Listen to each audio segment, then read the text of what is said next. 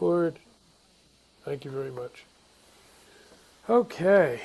Ah, here we are, everyone. Our A Gathering of Eagles podcast. Today we're going to be working on stress by working with animals and animal totems and nature. And we've got a big gallery on the phones. We have got 16 people up Pine Ridgeway, Yep. 9 of them young people, and with grandmother Val, she has 9, because last week I remember she said they were inviting a few other people. So welcome to all those folks and to the 4 new people who are with the grandmothers. I'm glad you're here. Yeah, I guess we'll do this. There's only 3 of us here in the studio, if you will. Valerie is actually the main host, and Chris and I are just, oh no, wait. We'll have 3, whatever we are, road leaders. My co-host is Christopher Wesley from New Zealand. You know that place far, far away, down with the Kiwis. Some of Chris's, we were just talking before he came on, some of Chris's favorite neighbors are actually penguins. They're not that far away. So, and then Valerie and I are up here in the land of the Eagles, and we will explore wherever this goes. We do have, all 9 of the young people who are on from up north are part of the youth council that's been forming over the last couple of weeks. So that's great. And Chris and I, and I'll talk for both of us, I know he'll agree, welcome you to participate again however you want. You know, if you want to play a role and bring in topics and answers and questions as a group, feel free. It's what we're here for. So with that, let's have this whole huge circle online introduce themselves. Chris? Yes, I'm Christopher from New Zealand, South Island, New Zealand. I've had, deep interest in nature, preservation, green movement, and acknowledging life and everything has become sort of the latest part of the journey. And yeah, that's where my focus tends to be, and that's why I'm here. So we'll see where that goes today and where we can bring life into it and the reverence for life and the honor of life. Awesome, brother. Valerie, you want to share where you're from? And Sure. I'm a retired teacher from, I used to teach middle school, and I started an eco club over the years and did different things there. So I'm just delighted to have the youth here because I know after working so many years with students how wonderful their ideas are and um, really energize. They really have a way of energizing us. So I'm sincere when I say I'm delighted that the youth council has joined in the group because it's a much needed voice. Um, and to see, I'm kind of on a journey myself of studying Native American spirituality, and have joined up with a lot of online groups, and I'm learning a lot. And that's when I met up with Jerry Maynard, and he invited us to come over to the Gathering of Eagles. So I've enjoyed the group. I've only been here a few times, but I've really enjoyed it. great. Yeah. And Valerie, it must be a hero. Anyone who can teach in middle school, survive it, and retire from middle school is special. I've taught at a lot of different levels, and that was the toughest.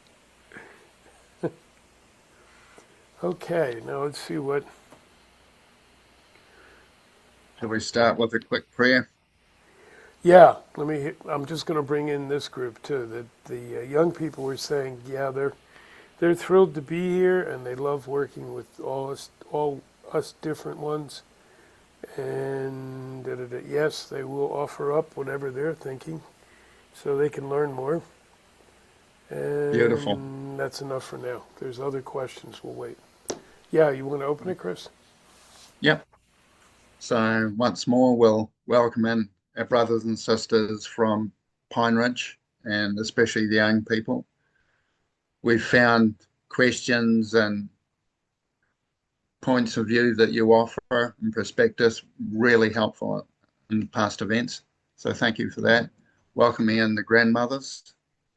Um, Once again, having a collection of wisdom keepers like this is really appreciated, especially so young people and others can share in that knowledge and perspective. So we thank you for that.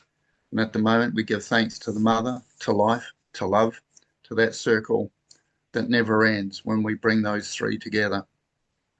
Thank you, Mother, for the food and the offerings and the plants and the nature, and for the balance you've brought to us. May we learn from this balance so we bring all of Earth and her inhabitants into balance once more. We're aware of the changes that are happening and taking place and coming. We welcome that and acknowledge that which brings balance to all. And may we learn to live in your guidance once again.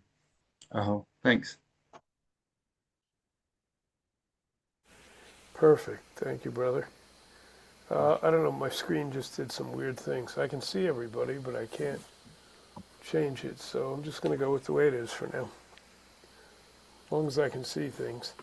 Sometimes I Yeah. hit buttons accidentally and don't know quite literally what the hell I'm doing. So everybody You can want me to sort of see and hear, launch right? into something?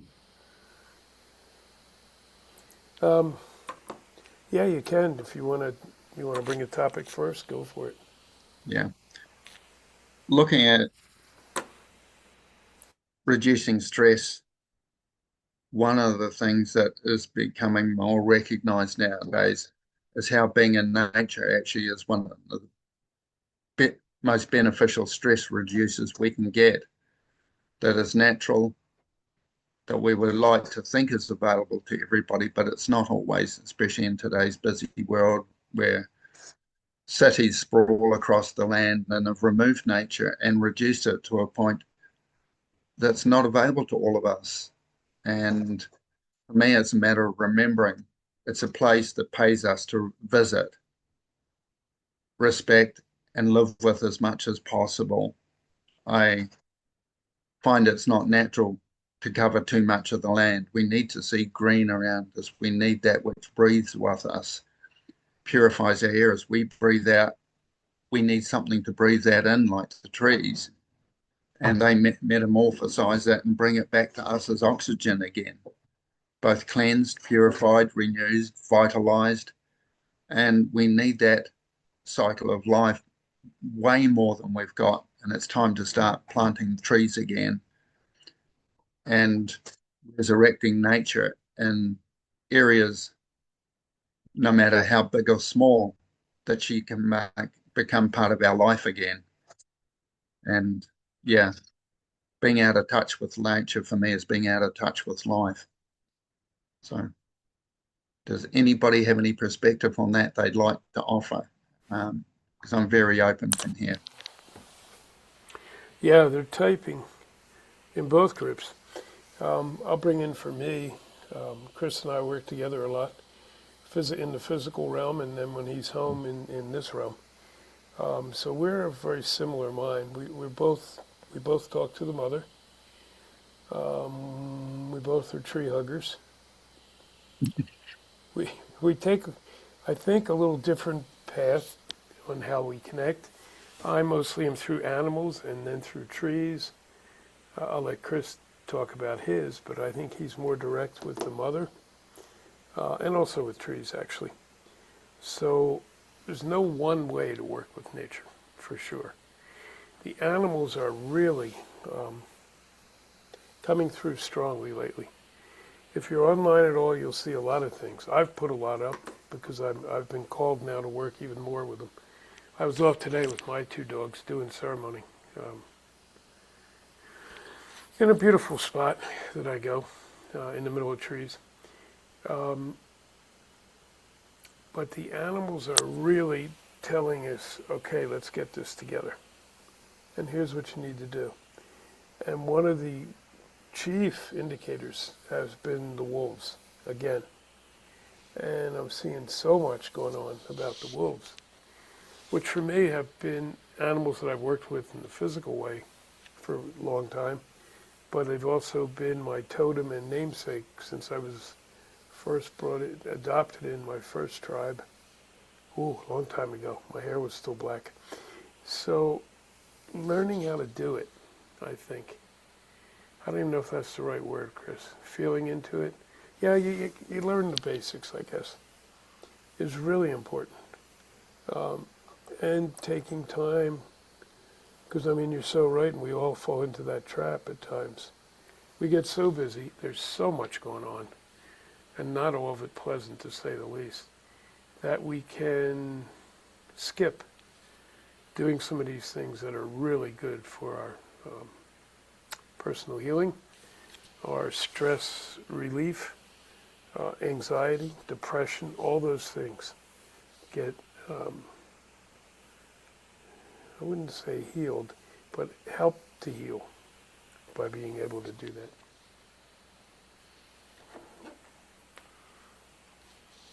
One of the things I'd like to offer is 2 simple approaches I have for connecting with nature. If we take the picture behind Jim, for those who can see it, that may help. For those who are listening online, there's a practicalness to it. I find a simple way for those who don't have any other tools is to be able to sit in nature and actually sit in one place, focus on a particular sound, movement. Sometimes I'll feel the wind that's moving in the area.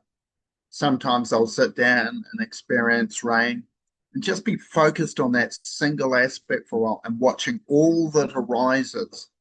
It's a matter of getting in touch with what this activates inside us and brings up for us, because to me, that's part of Mother's communication. She knows how to trigger to bring up what is available to get in touch with. You know, to sit in a stream and listen to a single sound, like a single ripple in the water, or the landing of the water from a waterfall, to me is an amazing experience. We can sit there for an hour and still have stuff arising in a continual cycle, which to me tells us we're in touch with what that life is bringing to us. The other technique I have is I'll sit with my breath and just watch my natural breath. And for those who would like to, I invite you to join in with this next step. So we feel the breath, feel the rhythm of it. We're not trying to make it anything or do anything with it. We're just being with the breath and its natural rhythm. And then when I've got that natural rhythm and I'm in time with it, I feel below that to feel if there's a deeper rhythm my body is asking me to breathe at. And the answer is usually yes. So I drop through into that deeper rhythm of the breath, that cycle. And as I touch this and touch this naturalness and this rhythm within, I reach out to the nature around me and feel, does this tree have its own rhythm, its own breath? It's not a think. It's an awareness, a presence, a feeling. And when we feel, yes, I can feel the breath of this tree, I can feel a rhythm inside it. We may not have described it like that, but I become aware of it. And then we match it. We match the tree's rhythm, the tree's breath, or the sense of heartbeat, and we drop into those sensations, experience. It's like immersing ourselves in a swimming pool. We immerse ourselves into this experience. this heartbeat, this rhythm, this breath of the tree. And when I'm in time with it and I'm in matching it completely, I find we start to become one and whole. I experience from the tree's perspective. I can feel the moisture and the nutrients coming up through the soil, vitalizing the trunk and the tree and the leaves. We can even feel that moisture rising up through the leaves and going out into the environment again. We get to know nature by being with nature and experiencing her presence, not our own. So when we feel that initiation and in sync with the nature, we can then come back to the second breath within us, our rhythm. Then we come back to the first rhythm, and we see what comes back with us as we open our eyes again and be with just what is present in the moment. Everything I find has consciousness, has rhythm, has breath, has heartbeat. And that's a matter of listening to it, whether it's air, rock, water, even the sun. Everything has breath, it has cycle, it has life, and it's feeling those aspects of life that stimulate us inside. And they're not separate aspects. They're all part of one. If it wasn't for the heart, the breath wouldn't do any good. And, you know, the heart won't work without water. We need water. It helps makes up our blood. As we have blood, the mother, the water is her blood, the air is her breath, land is her nutrients that she shares with us. They're all part of one, not separate. And the sun is the warmth, the fire element that completes it. Everything works together. Nothing works in separation. And feeling that through the tree, how it welcomes the sun, the air, the water, the earth. Cool. Thank you. Awesome. Awesome. And that's a good way to start. And that's how Chris well, Chris engages with nature. One way, there's others, which we've also used when we're out in the field. I'm a little different. And again, there's no right or wrong. I go out there, I sit with the tree, I feel the tree, talk to the tree. I feel the animals around or see them. I reach out to the animals. So I do it a little more directly. And then I listen for them to tell me what do I need to do today. And give it my best shot on doing it.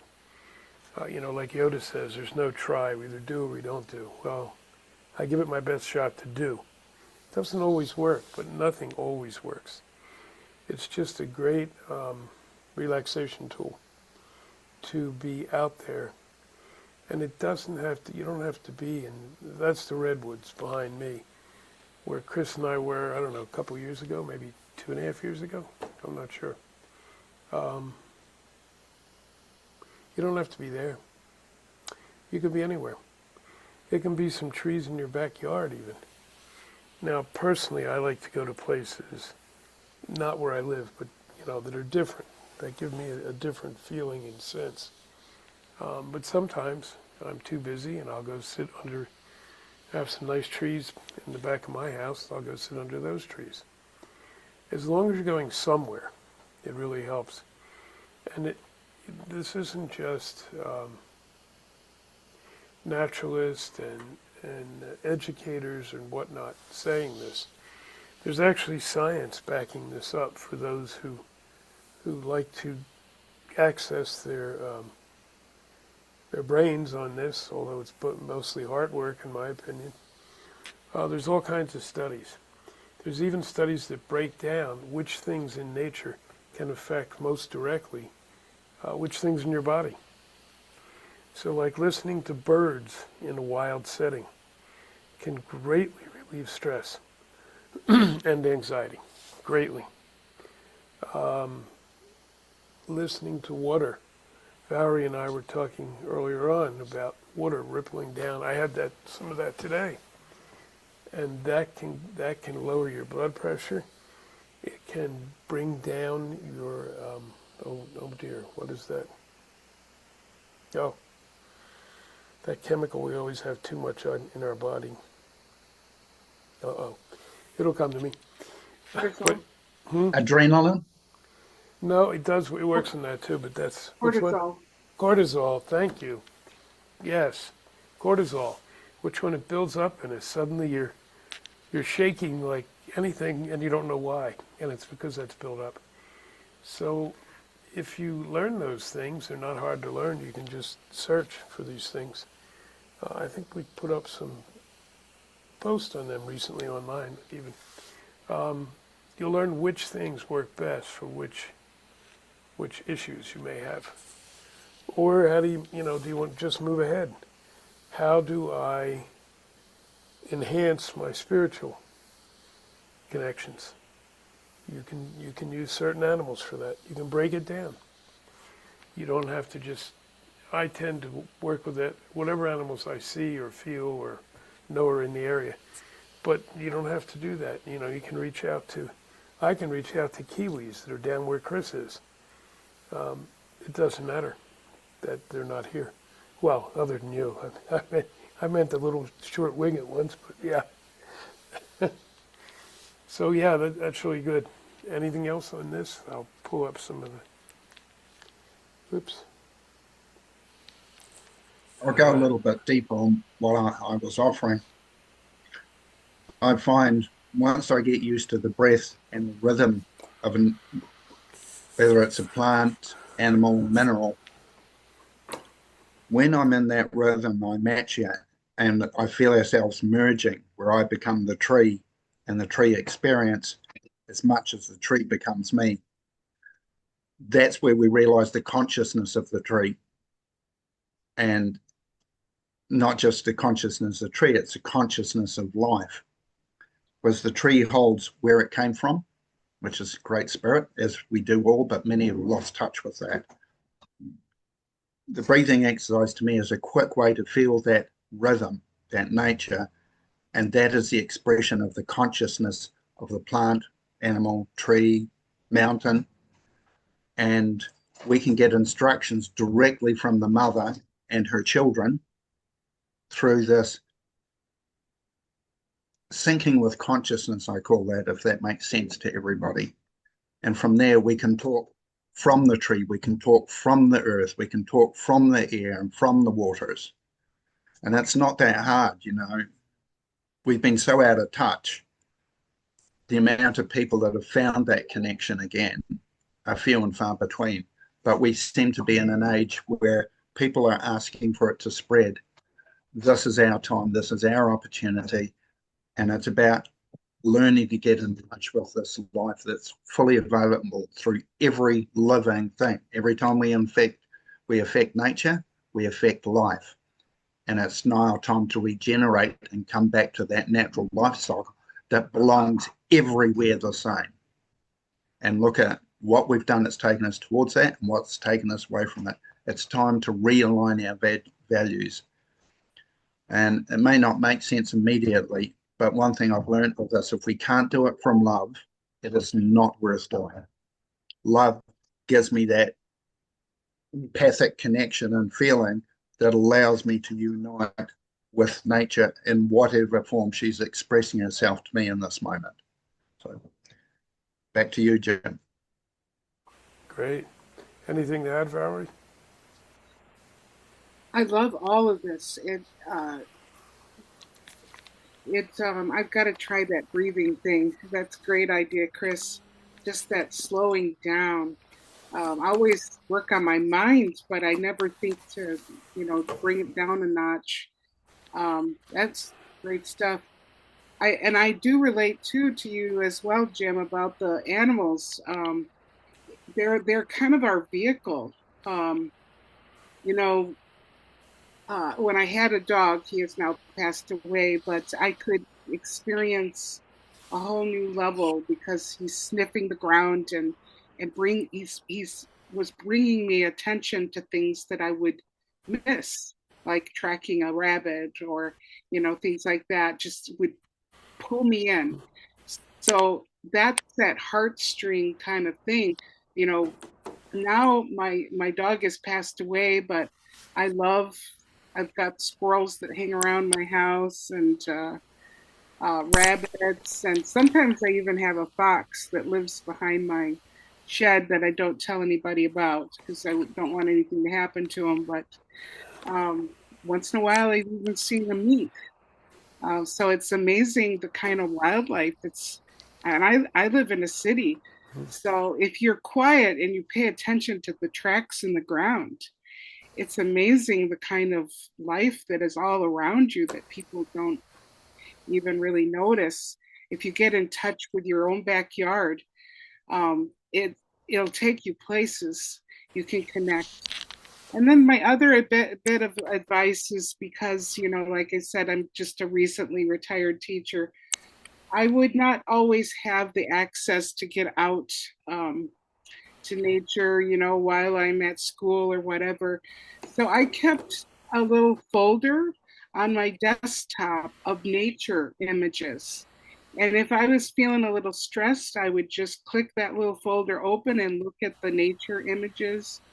And I could do that really fast. And it would really just looking at pictures would just bring that blood pressure down. I would notice that my breathing would, slow down. And just the other thing is, if I had time, like at lunchtime, I'd listen to like a YouTube video with the bird sounds and those kind of, and the water, that we talked about earlier. Once in a while, you can find that little trickle of water sound. And those really helped me, to take a break when I was in, the workplace kind of a thing. So maybe some of that will help you as well. That's great. There's some good material in what you both are saying. Yeah, love has to be included in all we do, and it's certainly missing in the general population lately. That, in my view, is not a negative thing. It's a positive thing. It's come to the surface now. We can see how we have not worked on love as a common theme, as a common need of humans, which it is.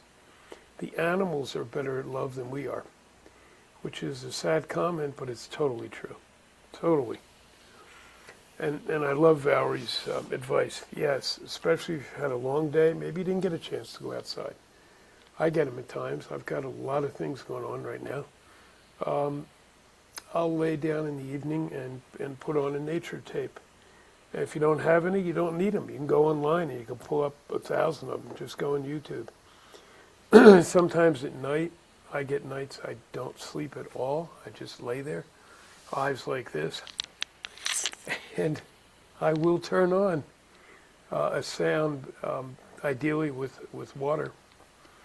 And it really, really helps. Sometimes I still don't sleep, but I relax much better. So all these things are great tips.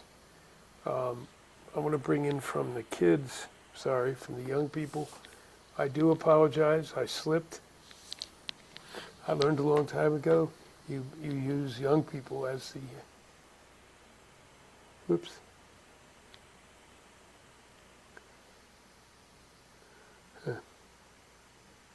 There we go. Yeah, and apparently some people were having trouble with the access code. I don't know why. I put it back up in the group again. So if anybody is listening to this and having trouble, and I also typed it in, I put it back up again. That's beyond me.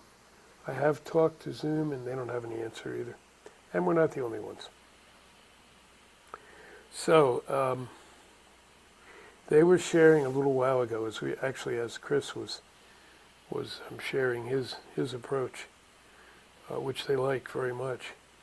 It's not necessarily their approach. They're more direct. They're closer to what I do, being indigenous, being right close to the land. I don't think there's a separation there. I think it's the same thing, just a little different way of accessing. But in Pine Ridge specifically, and I know it's in other reses, there are multiple nature-based initiatives going on. There's a big one to replant trees that's been going on for quite a while. The name of it escapes me. Darn. Well, it doesn't matter. It'll come to me. Its home base is in Colorado, because I knew it when I lived in there and worked with and was in the university. There's that. There's sustainable gardening. There's from the earth to the schools. So they're listing all these different initiatives. And their point is that they want to make on this. When most of these started, there were small groups who got involved. Sporadically is what they're saying. And now they have a strong base of usually between 40 and 50 people. It's still on an occasional basis, but there's a lot more people involved. And I think that's awesome, because they're already, in my mind and my experience over the decades, more connected to the earth than most people. And even they are saying, okay, maybe we need to do some new things.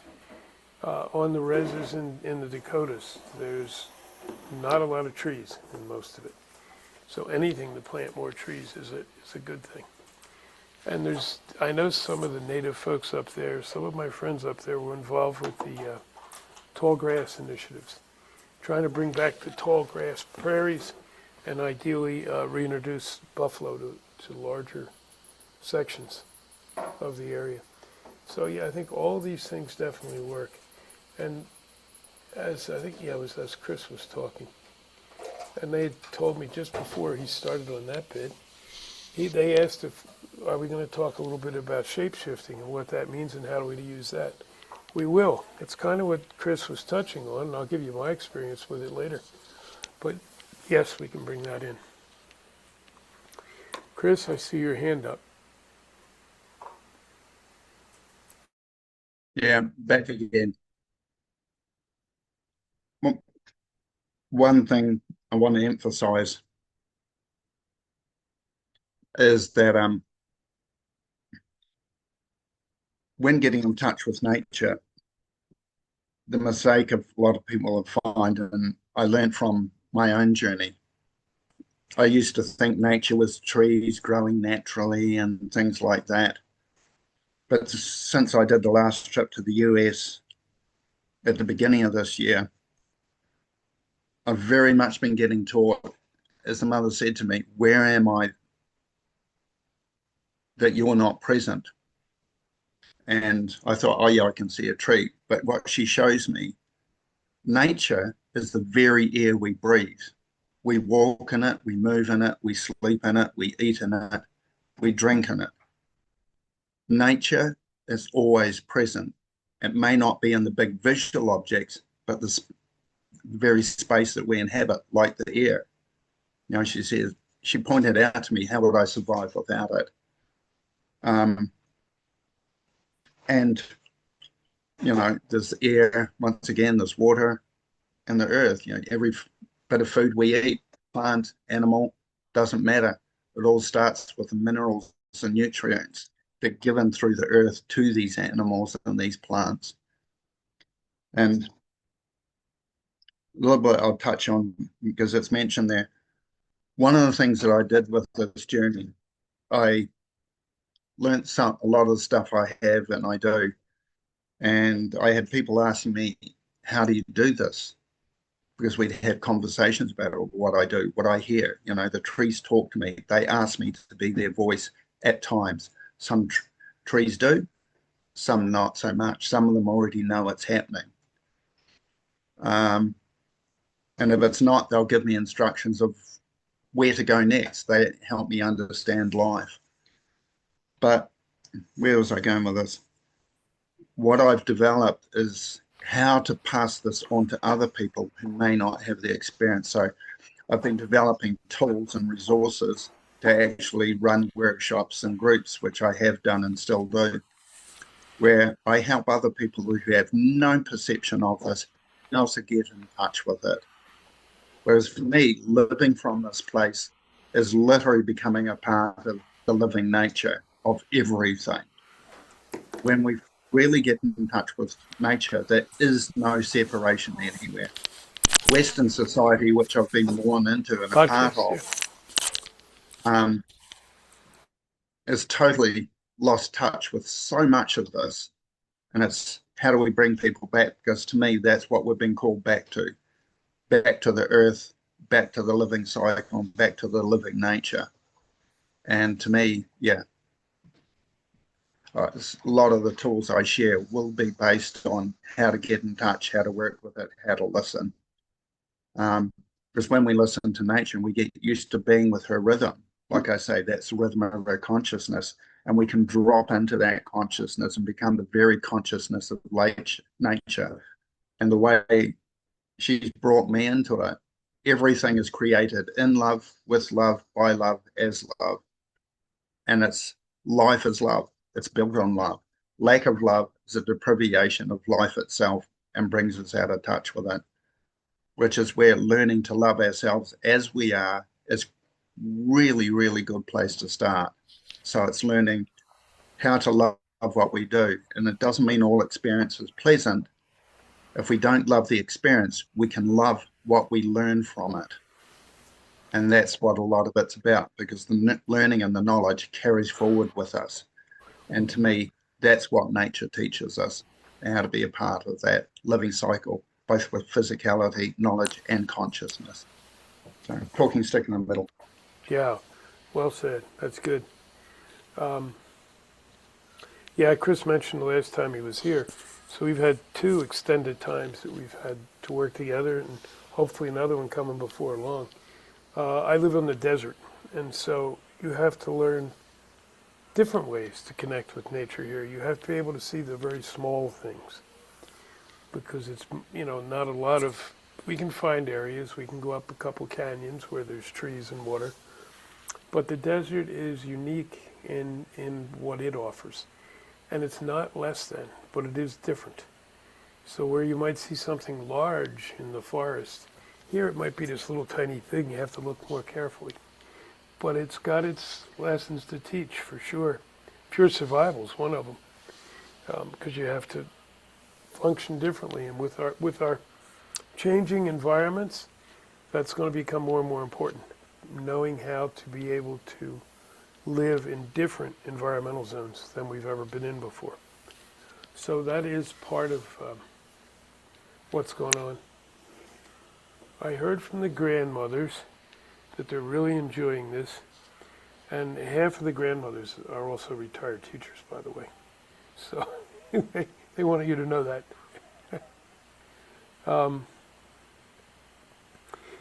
They're reminding me that we said we were also going to pull some cards, and they like that aspect.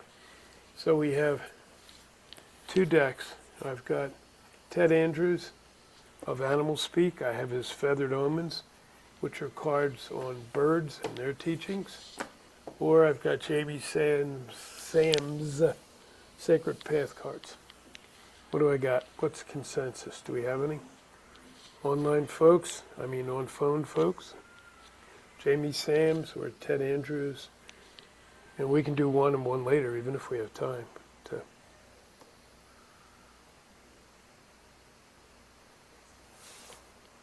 I'll just add my bit in here verbally. The Sacred Path cards are the ones that feel to me, because I feel that that's what the energy we're presenting at the moment is moving into, is that sacred path, that walking with the path.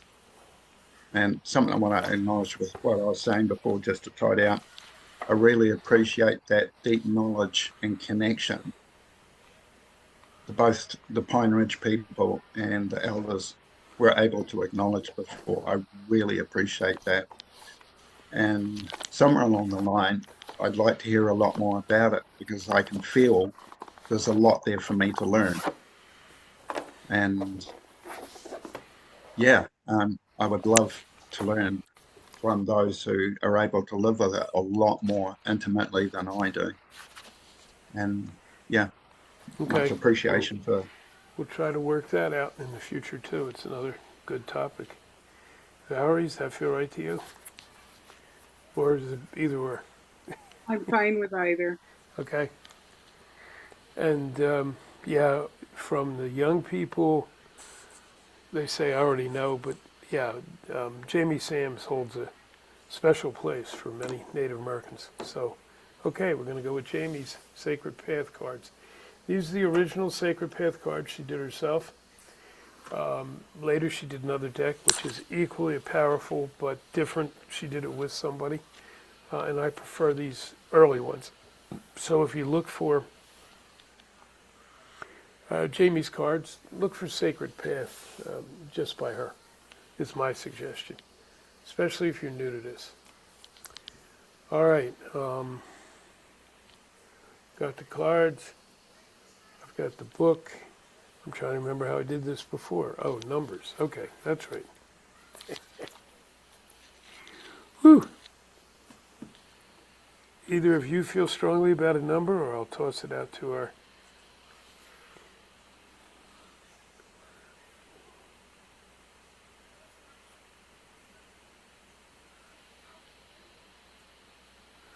Okay, here we go.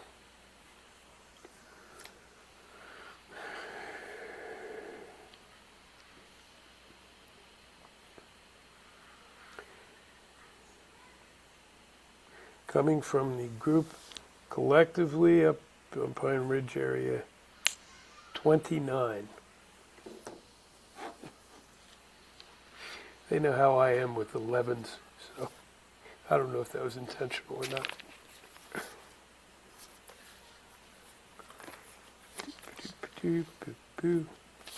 Oh hell, it's easier to do it in here, isn't it?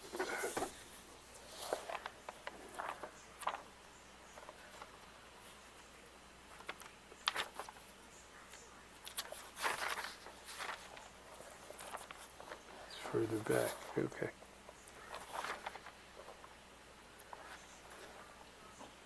Ah, storyteller. Okay. Whoop. I will read the opening, I guess you'd call it a poem, some of the teaching, and then a little bit of the applications. This one's not too long, so that's good. So I don't read the whole thing, folks, but enough so we can deal with what they're saying. Storyteller.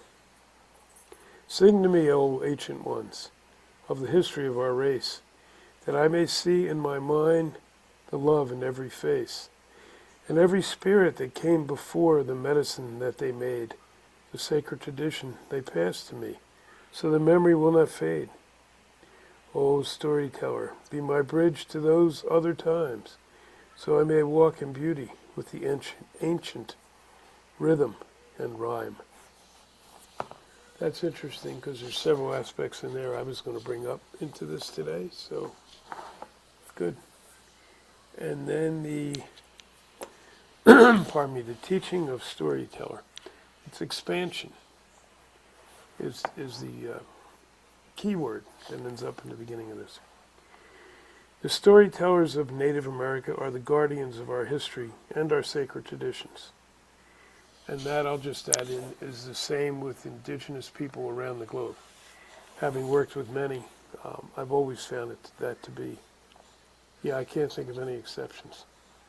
They ensure the future expansion our children will bring to the earth by keeping our ancient knowledge alive. Storytellers traveled among the bands and tribes of various nations, carrying news of events that affected the whole. The storyteller would recount the events of other camps at the communal fire after dinner. The storyteller would tell of brave deeds, coups that had been counted on an enemy, a medicine dream that prophesied coming events, medicine stories that kept tradition alive, or the latest news of births and deaths. The Plains Indians sometimes called their storytellers twisted hairs. These storytellers wear a small, knotted and twisted bun that fell in the center of their forehead and marked them as historians and teachers of the tribe. A male twisted hair was not expected to go into battle, but rather to observe and recall the fight blow by blow. A female twisted hair was the historian of women's lore and medicine stories that assisted young women in maintaining pride in their tribal roles. The storytellers of all tribes and nations are the bridge to other times and ancient teachings. The children of future generations learn from the storytellers and apply lessons of medicine stories to their own lives. Although the grandparents or parents would tell medicine stories to their children as they tucked them under the buffalo robes each night, it was not the same as when a storyteller of the nations arrived for a visit. Medicine stories are told and retold year after year to keep the teachings of the people alive.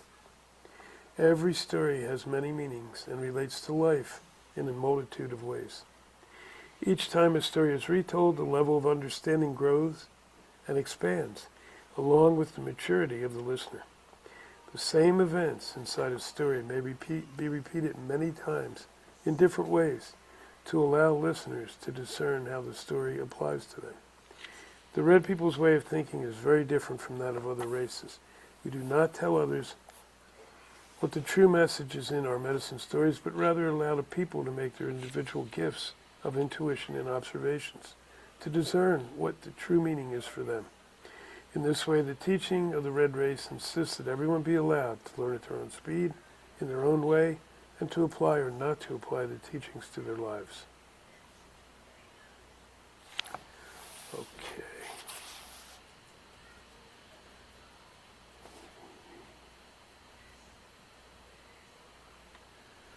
And let's see.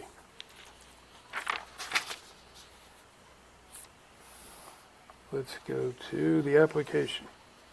The storyteller card speaks of expansion on all levels. You're now growing and encompassing many new ideas if you have received this card.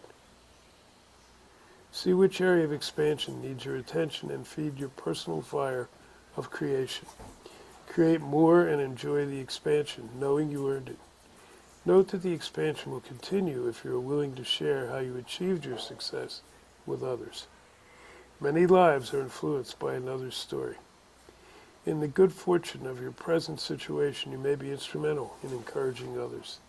In all cases, expansion occurs when people are allowed to grow at their own rate and with their own understanding.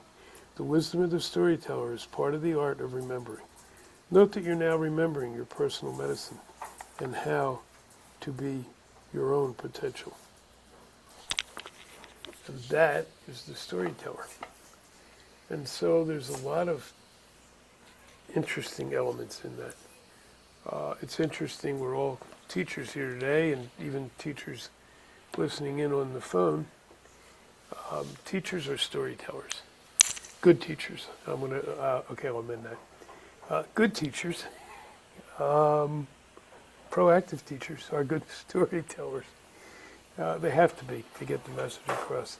Some of the things I heard as we read this was, and any teacher knows, you have to be able to teach in a way that appeals to different learning styles. And I heard that in some of the words here. Not everyone learns the same way, nor are we meant to. So you have to try to put things so that different types can access it. I find when I teach in circle, well, even if it's just Chris and I going out there, since we have different approaches to it, we can hit more than a larger audience. Some will be drawn to the way he does it, some will be drawn to the way it doesn't matter how we do it. I think the other big thing, and I had it down anyway, is the concept of bridging. And we, especially with animals here, we need to get into that. So, Chris, I guess you're next.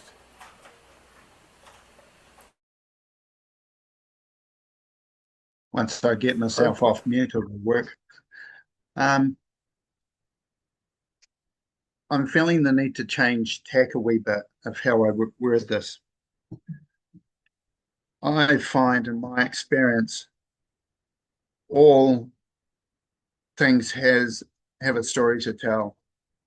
And because I've got such a nature connection, I've heard stories from trees, from waterfalls, from valleys of all they've experienced.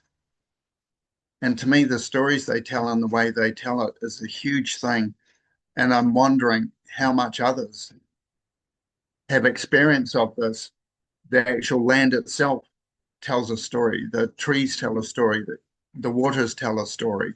And listening to those, to me, is one of the greatest sources of growth we can have, because we learn how these facets of nature have picked up knowledge, wisdom, understanding, and convey it to us. When we listen to nature, in time with nature, with an open mind, forgetting all that we've learned before, because we may be getting it presented in a new way we've never allowed for. So I'm very much would like to hear others' perspective of this. That's really good. And Chris and I sometimes not correct each other, but mention something because we feel. I just want to point out, Chris just said, with an open mind, and that's nothing wrong with that, but equally important to have an open heart, because a lot of what we do with nature is hitting in the heart, hitting in our spirit. It's coming in that way. So even more than most things, when I work with nature, I find spirit and heart have to be first, and then if I feel I have to evaluate or whatever, or I have to access some data, then I go to mind. Okay.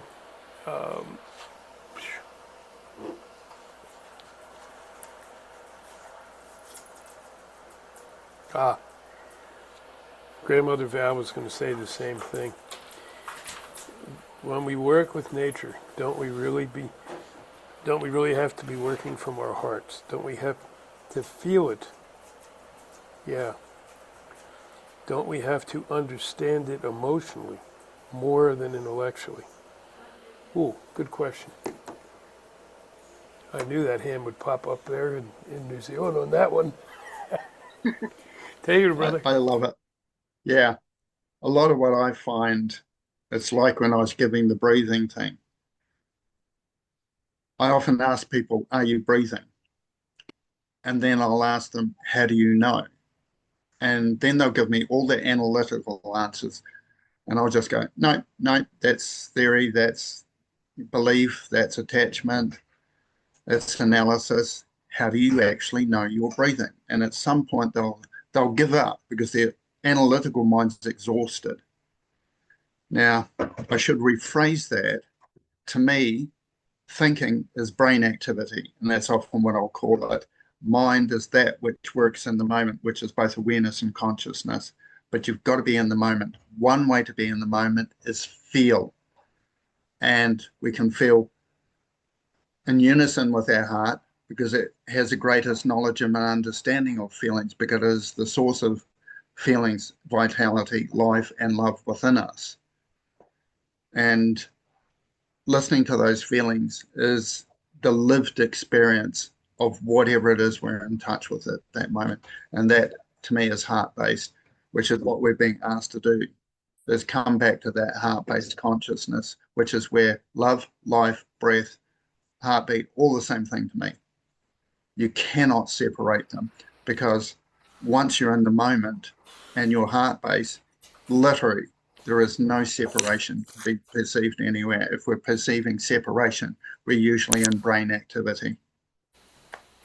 And being aware, many of us use the same word like mind, and I find it handy to help understand how each person uses it. It doesn't mean we need to see it the same, but understand when this person is using a word, how is it defined? When, so Jim's using a word, or whoever we're talking to is using a word, what is their understanding of it? And I find it's great to actually practice understanding with each other through whatever words and stuff we use. So thank you for that. That was good. Yeah, as I was reading that, I knew that would get you, Chris. Valerie. Oh, I've got a few thoughts. One is something that I did just right when we started, knowing there's only three of us in the room, so to speak, I was a little bit nervous. So I grabbed my turkey feather and I'm holding it, and it's giving me a wonderful grounding energy. It's calming me. I'm touching it. I'm feeling the shaft. And it's giving me a beautiful energy right now. I'm practicing what Chris is talking about because I was feeling a little nervous, and so it helped my energy to adjust. I rather than ignoring that feeling, I embraced it, and I'm working with nature.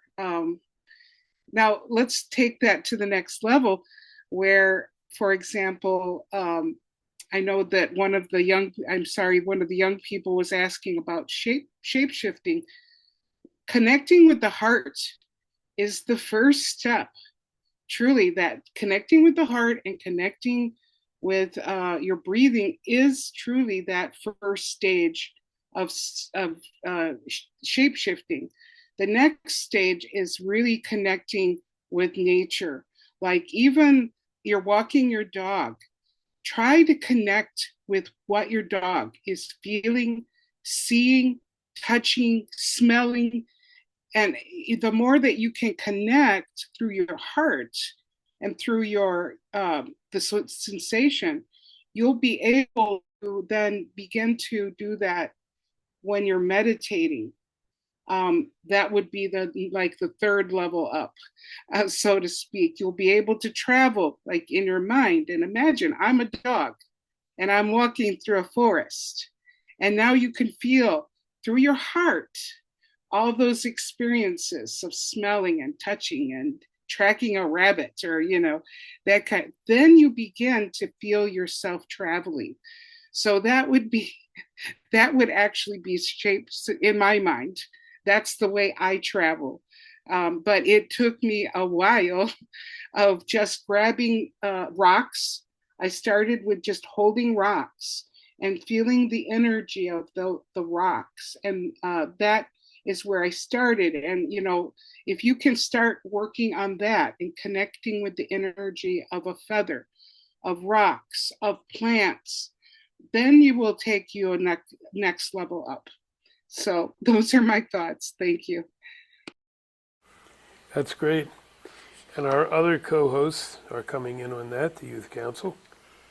So they're, yeah, shape-shifting. Shape-shifting and bridging are united. Go together, I guess they mean. Are part of the same thing quite often. And we're not talking about Hollywood shape-shifting. So, Jim, Grey Wolf, what are your thoughts on that? Do the two go together? And all these elements we're talking about today, all these different pieces, separated but whole. Yeah, that's a great point. I think I see what they mean. It's kind of what Chris was saying. We're talking about these elements piece by piece so we can discuss them. That doesn't mean they're separate elements. They are connected in some way, correct? So I'll take off on the shape-shifting bridge part, because I've always done a lot of that shape-shifting. The way I was taught, and it's pretty similar to what they've been saying here too. Shape-shifting is, and Valerie was hitting on it too, you don't turn into an animal or a being. It's not now I'm a werewolf when the moon comes out. It's feeling the energy of a different being. It doesn't have to be an animal. It can be a tree, as Chris was saying. Now, I've seen Chris turn into a kiwi, so I don't want to give that away, but and I've turned into a wolf. But yes, and as you get adept at it, and it takes time. It took me a long, long time. And I'm certainly, sometimes I can do it better than others. You connect with that entity, that animal, that tree, the soil under your feet. It can be anything. You connect with it energetically, and it gets tighter and tighter and tighter. So you do feel like you are one, and in a way you are. You are energetically so connected that I often work with wolves and eagles, two of my totems, two of my long-time totems. And I can be wolf or eagle, so I can feel wolf running along the ground. I'm up with eagle, and that's when I get to see far back and far forward. And yeah, these are, I think, absolutely. And it's part of the reason right now that the animals are so important. They are a means to get over the bridge. And what do we mean by bridge? Well, and I'm sure we mean different things in different places. For me, bridging is going from the past through the present and to the future, which are all one, because there really is no time. But we experience them that way because it's the only way our human brains can deal with it and handle it. And so we go through changes all along the way, as my elders taught me. Right now we're going through massive changes. I don't hold with bringing things forward the way they've been, whether they're positive or negative is immaterial. Everything needs to change. And so I work with that all the time. Some people disagree with me and we end up going our own way, and that's fine. But for me, it's a shift. It's bridging from the back, and I'm old enough that I'm bridging from my own experience quite often. Which I understand now. That's why I was born when I was, before some of this really got going. Bringing some of those things in, but adding in what's going on now. And as all three of us here and you guys on the phone are talking, adding in nature. Nature is the number one ingredient in this stew. And mix it together. And things that need to be left the way they were, okay. Things that need to shift and change, let's do it. Without judgment, without fear, but in total love. And then we start to get to that point on the bridge, which is where we're guiding to, where we start to raise the vibration, where love becomes the key to how we do this. We are approaching it now. Many elders are talking about how the Phoenix is almost done his job, burning everything down. We're getting very close to that. And Thunderbird will pick it up and will start re-greening things. And if you look around and if you join our groups online, you'll see a lot of the positive things going on because we're trying to intentionally put that up there. There's a lot of good things going on now that show where we are in that other stage of it. Doesn't mean there's not more to do, there is. It's not easy either to be. I've lived in a lot of different realms at once for a long time. At 76, I've gone through so many changes, I almost can't remember how I started out unless I really sit and really journey back there and look at myself. And what was I thinking? That sort of thing. But that means some of us who are bridges, not all of us, there's different ways, are still in those various elements. And whatever we label them. Some say the past and even part of the present is 3G. We're going into 5G. Whatever the hell that means. I've lived in both for a couple decades now. Which my elders told me. I didn't understand what they meant until it started happening. And I can see beyond that as well. This is how we bridge. Everything welcomed. Everything ready to come the way it is, to change. But as Chris was saying, so beautifully, to be taught out, and we're all saying it, but to share with others. That's what we need to do now.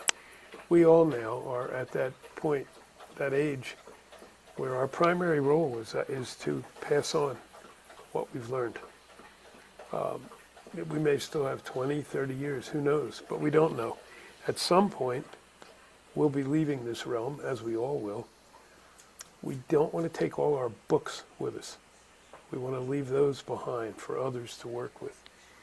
And I really think that's a critical part, and the animals are huge in that. I'm being told by the mother now I have to get out there even more and sooner than I thought. I'm not sure how that's going to manifest yet. I'm starting to see it, and I'll follow it. It makes me nervous. It gives me a little bit of fear, actually. I'm no young puppy anymore. Sorry, guys. Apologizing to my dogs. but I'll do that, whatever it looks like. The answers are there. The answers are in nature. We just have to be open to them and not fear them. I was talking with some people the other day, you have to be willing to take a step out. And there's no safety net. If you trust and believe, you're fine. That will uphold you as you move into these new realms. So that's my thoughts, I guess, on shape-shifting, on bridging. They've asked me if I would share few of these people know the story of my dog Crystal, and I may if we have time, if we want that story. Crystal came from Pine Ridge many years ago and just recently passed on my birthday. And there were so many teachings in that. Chris knows a lot of this because Dee and I were the ones working with her as she got ready for this. Yeah, that's all. Chris, you've had your hand up for a while. It must be getting sore. Go ahead, you can put it down. It's your turn. Oh, what a relief. Thank you. Yeah, wanted to say, appreciate what you shared about shape-shifting, Jim. And it's one of those things I'm aware. It's like I go, okay, this is an area I feel I know nothing about. And I'd like to hear from people as much as possible about this, whether we do it here now, do it as a separate show, but it is something I'd be extremely interested in what people can share about that. Once again, I feel this teaching in that and learning that for me would be worthwhile. The other thing, I had another story that does resonate for me as you were talking, Jim. I remember driving along a road one time, and I'd been doing my meditation as I'm driving, feeling the road under the car, the grass verges, the fences at the side of the grass verges, and the paddocks beyond. And as I was driving along a particular stretch of road, I was connecting into everything so much. I suddenly found myself outside the car, looking at my car driving along the road. There was no part of me had any sense of presence in the car anymore. And I'm so stunned, I'm just sitting with it going, wow, that's my car over there. It was a feeling more than a thought. It was a registration. And as I'm watching the car and thinking how wonderful it is to watch this, I suddenly become aware. And this did get me into thinking, who's driving the car? Because I wasn't essentially in the car. And with that thought, it took me straight back to my body. And that's often how we know we're thinking. We come into this isolated object called body, and we perceive ourselves as separate. And I looked over towards where I'd been looking at the car, and here was this horse's head following my car along the road. And I'd been in the horse's head, or in the horse, perceiving my car going along the road. It's always been an education for me. The other thing I was going to share, Valerie, is I have an address book here. Oops, if you can see it. And in here, I have, under the letter F, a selection of feathers, which I use with people to help them learn how to feel. Feathers, to me, you can get firm feathers that have got quite a stiffness with them. We get light and gentle ones that you can barely feel because they're so, like a little feather here. It is so light and fluffy. You really have to focus to feel the experience of it. So we start with the firmer feathers and work our way through to the light feathers. And I find that's an amazing way to connect into feelings, because feelings aren't just emotional. We have physical feelings too. And the art is to be in the feeling, like if I'm striking my hand with a feather, to be in the hand, not in the brain, listening to the electrical signals getting sent afterwards, to actually be in the experience, in the location, and the presence of the experience. So, talking stick in the middle. This is great, you guys. I guess there's a reason it was just three of us today. None of us are Shrinking Violets, so we're putting together a really good show, I think. The feedback, Chris, from Grandmother Val and the ladies up there, the new ones, by the way, are saying they're loving the show and thanking us. We always thank those who have to be on this way, too, and listening in this way. Because, again, I mean, we get as much or more from you than you do from us. So, okay, we all thank each other. Is to do a separate show on connecting with animals, shape-shifting, feeling into the heart of nature. So I'm good with that. I think there's a lot of material there. We could definitely do a show with no problem. Yeah, Because I would, yeah, sorry. no, it's I fine. would really love that for those who would feel welcome to share your experiences because, as I say, this is an area I All feel right. an absolute blank screen in. So Yeah, I'd maybe love to hear from, yeah, maybe we'll do to that you, one. Jim.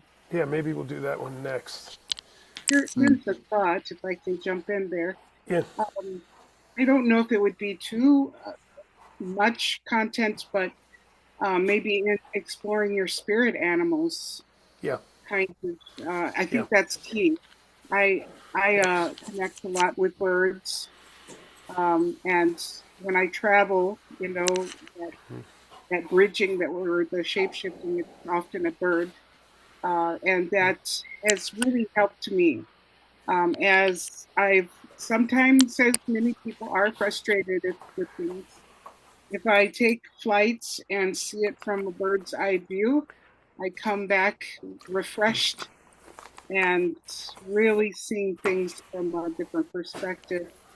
But like I said, I That's do good. think it's you got to start small. Holding a feather or a rock or moss. Oh, Moss is wonderful. okay. So everyone who listens to this afterwards, including our friends here, I would suggest you all give yourself some homework and do exactly what Valerie is saying. If you're really new to this, get a feather, a piece of dirt, a rock, grab a moose. No, just kidding. A caribou. Okay, no. Kiwi, all right, they're safe. Not a kangaroo. And feel into it. Spend some time with it. Start exploring that. It'll give you a little more background when we do this. And we'll include journeying as part of it. I'm being asked if I would lead some. I used to lead online journeying. We can definitely do that as part of it. We'll do a journeying venture. This is great. I mean, we're just building on building on. So I got asked again if I would share Crystal's story. I've shared a little of it before, but their point is that it also bears into this stuff. So, okay, I'll share this. So I've had two dogs for a long time. I've always had two dogs. One is named Shiloh. He's a little over 6 now. He's a Labradoodle who's mostly lab. He's a big old boy. He's like 95 pounds. And the other one was Crystal, who was 35 pounds, I think. Crystal was a rescue from Pine Ridge, which is why some of them know and why they're asking me to share some of this. 16 plus years ago now. At a Sundance when I was up there with my partner at the time, Crystal found us. She was this little pup, such a disastrous condition. I took her to a vet near town there. I left the res, took her to a vet, and they didn't think she would live till the morning. But as I felt into her and connected with her, felt her spirit shape-shifting, I knew she had this strong energy. And so I said, okay, do what you can just to stabilize her, which we did. And then we took her home. At that time where were we? I don't know. Colorado, I guess. Yeah. Maybe Santa Fe, I'm not sure. And anyway, she healed, came back to life.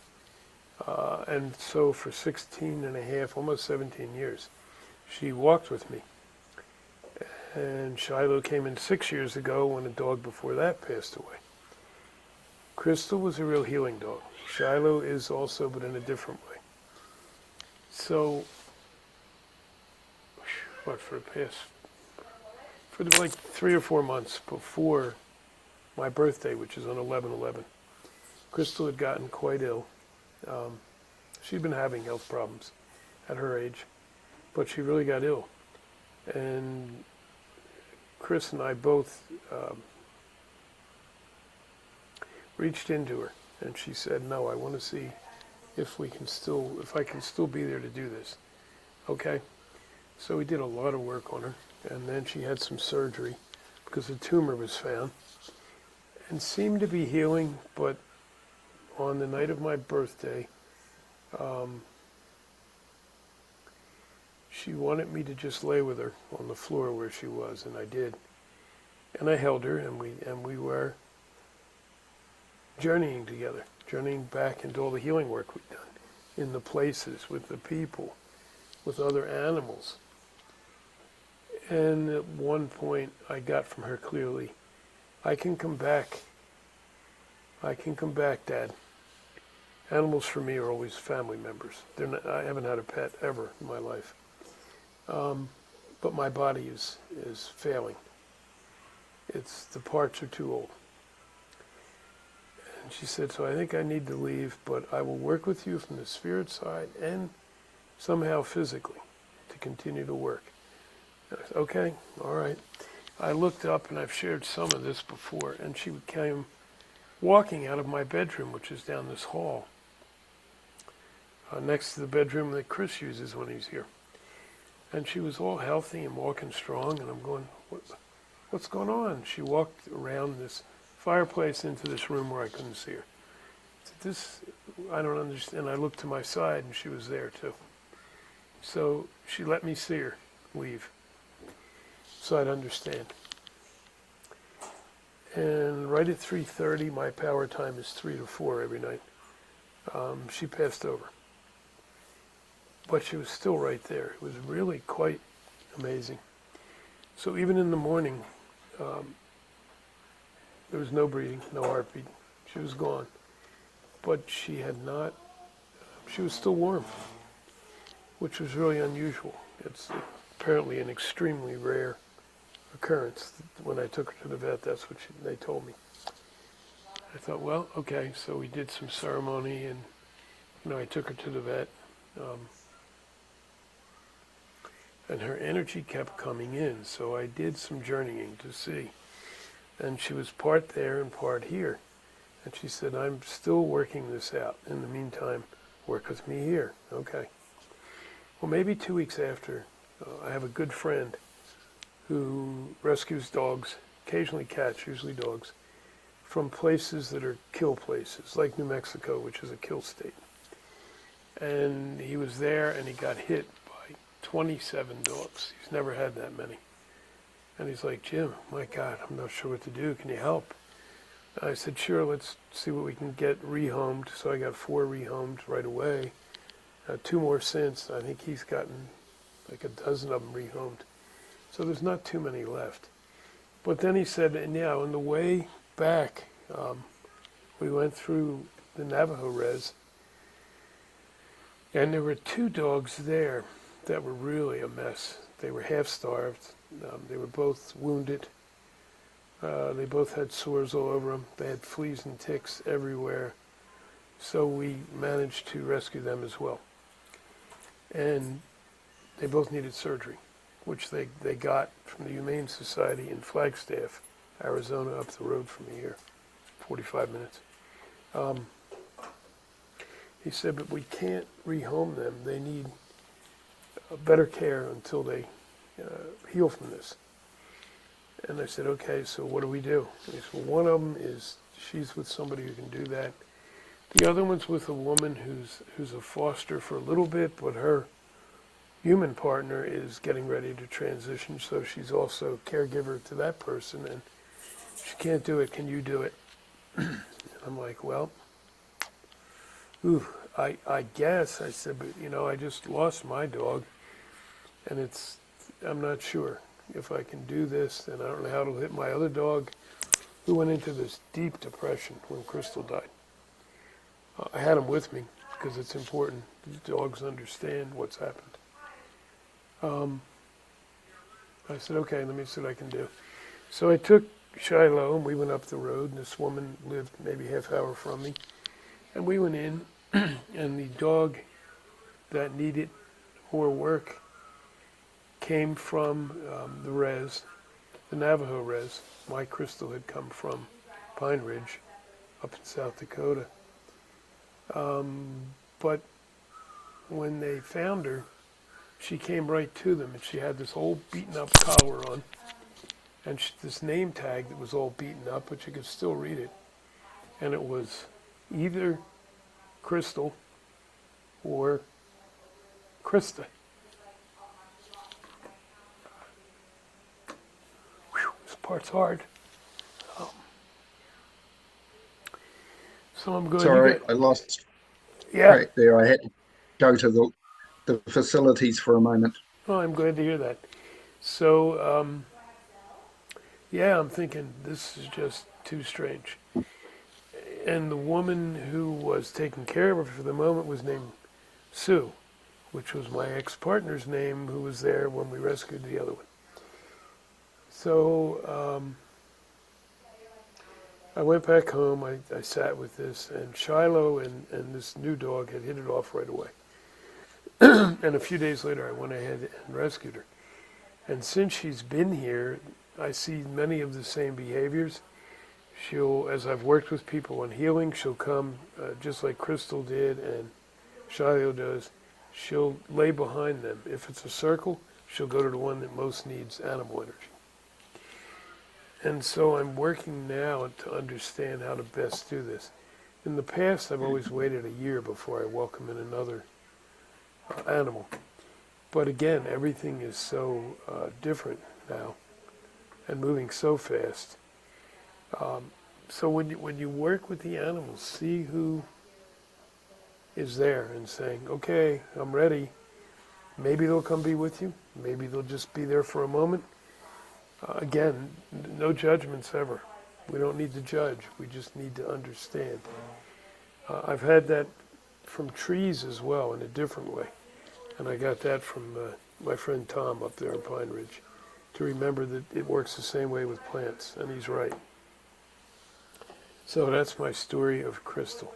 Now I'm trying to set up this whole, not trying, I will. This whole thing to help with these rescued dogs. I'm trying to raise some money. I've got a GoFundMe. I'm going to post it around again. So we can, there's so many animals right now who are really at risk, who are hurting, who don't have a safe place to be. Same with humans, but humans have the potential to help themselves more. And most people tend to focus on the humans more. It's critical to focus on all the people. And some of the people have 4 legs or 2 wings. Or, or they're really crazy. They come to from places like New Zealand. But it's critical. We have that whole circle of life. So I'm setting that up, and I'm just calling it Crystal's Legacy. So these are the kinds of things we can do together, too, as we learn from some of these bits. There'll be a lot more next week. We dig into this bridging, shape-shifting. Maybe one of us will, turn into an animal while we're online. I don't know. But we'll see where it goes.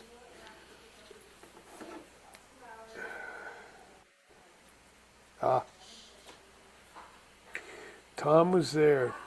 Yeah, I forgot that even. All those years ago, when Crystal rescued us at at the ceremony, it was a Sundance, and he remembers, and he reminds me, yes, okay, Crystal was kind of unique. She was part fox. She actually was 40% fox. They had to do DNA tests the night I brought her in because she was so bad. They needed to know what was best to help her. Yeah, thanks, Tom. Yep. And he said it's a good time to share that story. Reminds us of regeneration, growth, and spiritual shifting as well. Yep. Okay. Whew, all right. Chris, I think that's your hand. Yeah, your hand's up. Yeah, listening to your story and just reminded when we get synchronicities, and especially so many of them, I take it as confirmation from spirit that we're on the right track. And, she keeps on reinforcing what we're doing by giving us reminders through whatever way she has available. And it can come in any form. And yeah, I just really appreciated that with the story. And reminder for us all, listen to synchronicities. They're always telling us something. Especially now, um, I was chatting with grandmothers on that. The veils are so thin right now. So thin, pardon me, that yes, there's more and more synchronicities, and we can easily miss them if we don't pay attention. So stay open to it, for one thing, and please, please, please, everybody, accept that there are no coincidences. Doesn't exist. There's things happen for a reason. So if you think it's a coincidence or a fluke, then you don't get the full value of the teaching, in my opinion. Go ahead, brother. Take her back. Helps when I take the mic off mute. Um, yeah, no, I've lost my track now. Sorry. I'll That's all right. pass it over to you, Valerie. Valerie has her hand up too, so it's okay.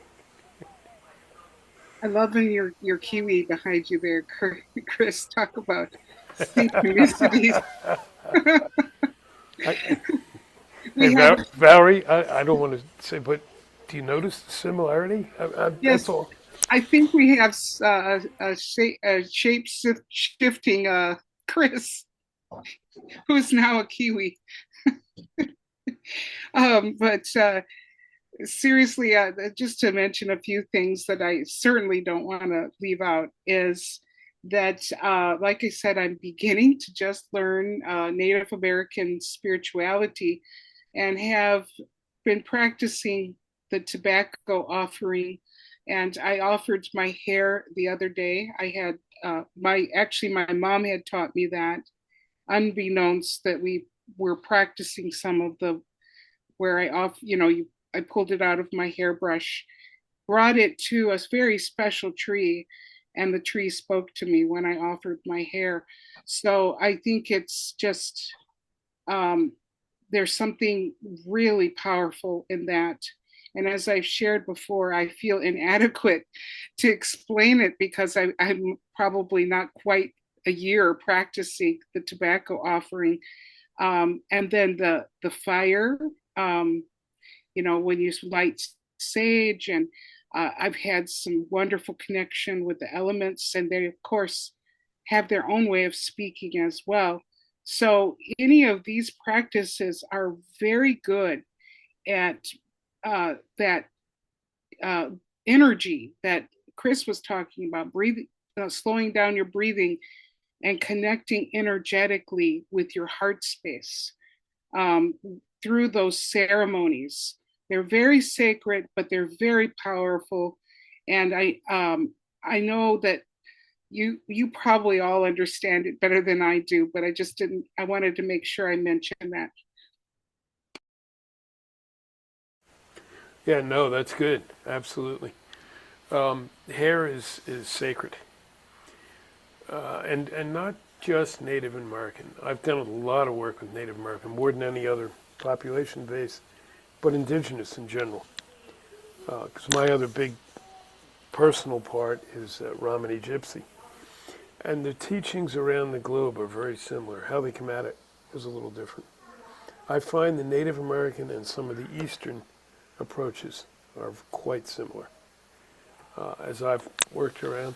So, yeah, but the hair thing, absolutely. That's a good way. And with your tobacco, I don't know if you use sage, but if you have sage, do that too. Burn a little sage, lay a little tobacco, and you will turn into not a kiwi, but a huge, beautiful eagle.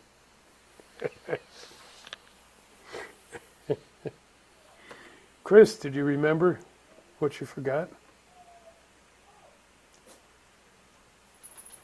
Not totally, Okay. but we're semi getting there. I keep coming back to what I call rhythm. And I love when we join our rhythms together, like breath and heart, because as we breathe in, we can start. It's another part of an exercise I do. We can feel the air moving from the lungs to the heart and that pulsing around. And that plugs me straight into a sense of life and vitality. And for me, that's been a crucial part of my journey, is feeling that life and vitality and everything. And when I do that, I love the stories that come from it. You know, I start to hear, I talk, like literally for me, when I talk to trees and the earth, it's the same as having a conversation here. The difference is nature energy doesn't talk in single words, so it doesn't have the limitations that words have. It's not restrained by limitations. It conveys the whole experience. It's feeling, it's visual, it's auditory, and it's kinesthetic, all in one go. And like I've described it before, it's like having 10,000 or 100,000 words dropped into you in an instant. The experience is so complete, and learning to share back from that place is amazing. And one of the things You that know, really taught me a lot, Jim and I have a mutual friend, Shazay. When I first went to visit him, he couldn't talk from any place but his connection with the earth. It's the only way he knows. He walks it, he lives it, he breathes it. And I've found a huge, huge teaching in that. yep. And I'd like to learn a lot more. At times I feel like I'm just touching the tip of the iceberg. And I think that's the nature of, I may get out there before even, that's the nature of our next excursion, our next part of our teaching bid, our next part of bridging, is being out there in that way all the time. The stories, and we usually do stories every week, all the stories pretty much of most indigenous people, if not all. I hate to say all because I only know a smattering, but from my experience, originate from nature. If there's a story about a turtle, at some point the turtles told somebody that story, and that's where it came from. Or a tree. Well, what's the story of the giant redwoods? Well, the giant redwoods tell the story. And sometimes I'll go into the grove of redwoods and sit there, and I'll be remembering or even speaking one of the redwood stories I know, and they tell me to add this or shift that or put more in. So they are living histories. They're I think they always need to be remembered in their original version, so we have that history part. But then there's also the piece you add in as we go along. And anybody who works in this kind of energy, boy, my teachers used to beat it into me. A big part of what we had to do was, in our time here, to make sure we add in our piece of what comes next. And that's how things evolve and grow. And we don't just stay stuck in whatever was. It's funny, Chris Shazay just popped up on the phone. I had to delete him because I still have everybody else on. So yeah, Chris? Yeah, one of the big stories or not so much stories, realizations I found in the redwoods when Jim and I were there. The redwoods are the first tree I've ever come across who shared with me that they have the ability to be mother tree for all the trees around the world, no matter where they are. And they showed me this because they're aware that trees and plants are getting isolated as they're cut off by cities, um, population areas, concrete, asphalt, roads, and they don't have the same interconnected network that they used to have. So when a farmer plants a group of apricot trees, they've got no mother tree to teach them. Trees have a mother the same as any animal or human or any being does. To me, even the earth and the moon and the stars, they were born from the Big Bang. It's the same birthing process. And yeah, as I say, the redwoods were showing me they're offering that to every tree around the world, but they need a physical interlink like myself or Jim to go to a group of trees carrying the energy of the redwoods with us. And it's literally like walking with a tree inside you and introduce that redwood to the trees wherever, or a group of redwoods, whatever. They know what group needs to be there when I travel and do this.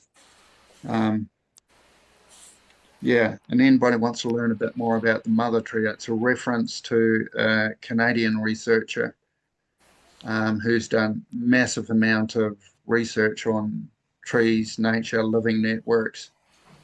She's a Canadian researcher, and she literally has been proving what Indigenous cultures have been telling us for years. Very much here in New Zealand, the Maori culture. Nature is a living network. It's part of their life. They treat it like a family, same as Jim mentioned before. So, yeah, that's my penny's worth at the moment. That was more like a nickel. That was good. Let's see. All right, we're getting close. Boy, that flew by. Yeah, what came up when you were talking, Chris, also is the reminder of some of these things are unique, and you're talking about the redwoods. It's the only place on the planet that those trees exist. So that is a unique story. So some stories have a different level of, I don't know what, truth to them or importance. No, not importance. Relevance, maybe. Because I've been in those trees many times. And it was only the last few times that I realized, oh man, I'm really blessed to be able to be in these trees. This is it. This is the only spot on the earth they exist. So it's yeah, making sure we honor and respect that, give gratitude, and then bring it out, share it. I'm not sure if that's Chris or the Kiwi with the hand up, so whichever. Um, yeah, one of the other things I got from the redwoods, which was massive, it is the first place where the trees have spoken for the earth, and they shared that with me in a very tangible way. And it still impacts me like it was yesterday or even this morning. And literally, because they've lived so long and they understand that they're made from the nutrients and the minerals from the mother, and they are an expression of her. Because of that understanding they have, that they speak for her. And sometimes it's time for them to speak, and sometimes it's the mother that needs to be listened to, and they'll show me which one. But yeah, just that long lived knowledge and intimate connection with the mother. And that's what they convey to me at the very core of that experience. To feel that interconnectedness, which was a teaching for me. This is what nature is asking us to become. This is what the mother is asking us to become an intimate connection of nature and all her facets. And with that, once again, living in balance with nature, because to hear her, we have to be open to her. And when you're open and connected like this, you can do no harm. Because it's like, doing it directly to ourselves. So, talking stick in the middle. That's good. For next week's show as well, I just sent a message to the Pine Ridge group that if there are any Lakota stories they want told, in particular, to let me know, and I'll share those. Pardon me. We've had a lot of Hopi stories, a few of the Lakota. I'll reach out to a couple Mayan friends as well, but we'll see. It'll all play out. Valerie, you haven't said much for a little bit. Anything more to add before we go off? Just wanted to add to what Chris was saying about the wonderful trees. There are grandmothers around this area. I'm in Wisconsin by the Great Lakes that are water keepers, and they speak of sharing water, like they will literally carry water to other water and share the energies, much like what Chris was talking about with trees, which I think it's absolutely profound. I don't fully understand it, but I think it's just a wonderful thought. Yeah, and it's the ability now to reconnect all these elements: the water, the fire, the animals, the trees, we puny little humans, in a way that we can work again in harmony. Better than we ever have. Because if anything we had done in the past had been truly effective, we wouldn't be in this mess. So we don't, and we never will probably have all the answers, but we have more answers now than we did before. So yeah, all those things have to integrate, all of them. So thanks, that's a really good point, Valerie. That dog's all over the place here today too. Okay, I guess we'll take it out. Valerie, do you want to do a parting prayer, or do you want me to? Or Sure, I can close it out. good, then we'll have masculine and feminine balanced in the opening closing. Anin, Kichimenitu, we thank you for this time, for your creator spirit, for the presence of our ancestors and all of our wonderful four-leggeds that have come to join us, the winged nation, the standing nations, all of the fire, the water, the mighty eagle.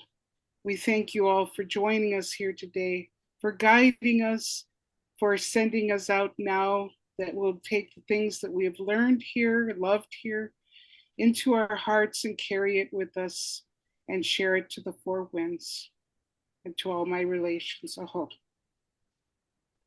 Wow. Oh, beautiful, thank you. Thank Okay, you very much. thanks everybody, thanks to my co-hosts, and thanks to everybody on the phones. As always, if you have ideas for future programs or how you'd like to see something added into next week's show, please feel free to put it in a Gathering of Eagles group, or what do you call it, personal message, myself or Chris, and we may even read it. No, just kidding. And we will take it to heart. It's really neat the way, when I asked last week, we got a lot of response to the show. And then as Chris and I were chatting about it, I realized 3 or 4 of the pieces all fit together. And that looks like that'll happen next time too. So let's keep it up. This is about us, not the circle, not about whoever the hosts are at the moment. Okay, we're going to check out. Everybody have a great, everybody have a great New Year too, I guess. Next time we'll be in 2026. Is that right? Yeah. Wow. Okay. Be Thank you well to all. everybody.